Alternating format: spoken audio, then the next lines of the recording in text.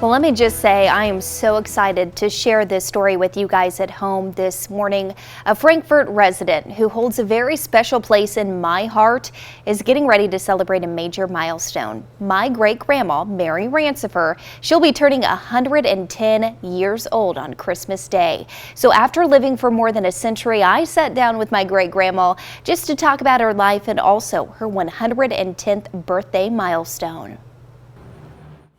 Okay, Grandma, what is the secret to being 109 years old? What is the secret? Absolutely none. She may say there's no secret to it. No. But my great-grandma Mary Ransopher will soon be turning 110 years old. Now this is She was born on Christmas Day, the year the Titanic sank in 1912. As a girl, we'd hear about the Titanic a lot because it was still very much in the news. Growing up in Rocheville, she was born and raised on a farm her grandfather bought in 1885. To this day, that farm is known as Farlow's Apple Orchard. And as for her life growing up compared to today's world, so different.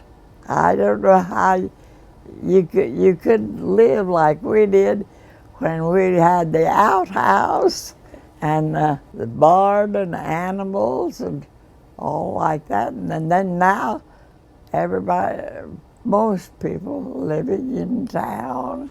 While almost reaching her 110th birthday, Mary has lived through both world wars. The day of armistice, Dad came in and he says, "We're going to celebrate." To celebrate the end of World War I on Armistice Day in 1918, her brothers went to march in the small town of Rocheville, but Mary was only 5 years old at the time. They wouldn't let me march. They said, "You're too little."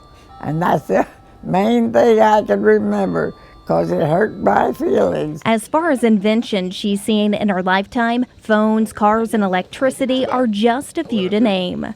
The electricity, I remember when it came down the line, the road, and if everybody would sign up to get electricity, why, we would. We had to pay $3 a month, whether we used it all or not. As a child, she grew up attending New London Friends Church right outside of Rocheville. She also attended school in New London, where she met her husband, Marlin. That's my high school graduation dress. The couple was ready to get married in the 1930s, but it wasn't an easy time in our country. Oh, it was depression. Because of the Depression, saving money became their top priority, while getting married had to be put on hold. There was no money.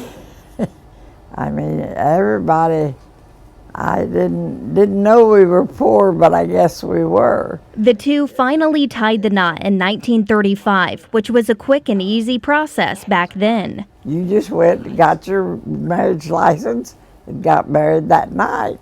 So you didn't have to wait any time.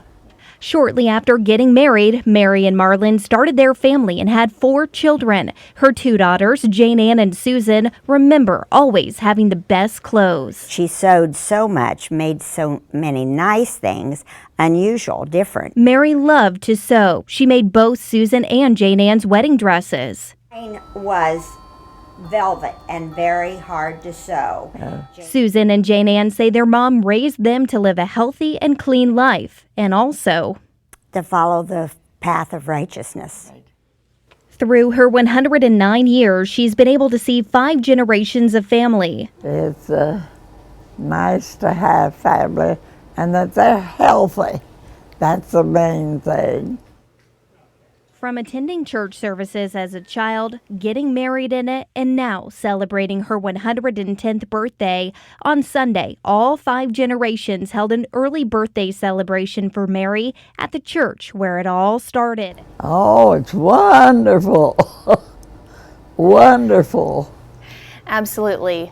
Love that. As I mentioned, my great-grandma's birthday is going to be officially on Christmas Day. Pretty cool, right?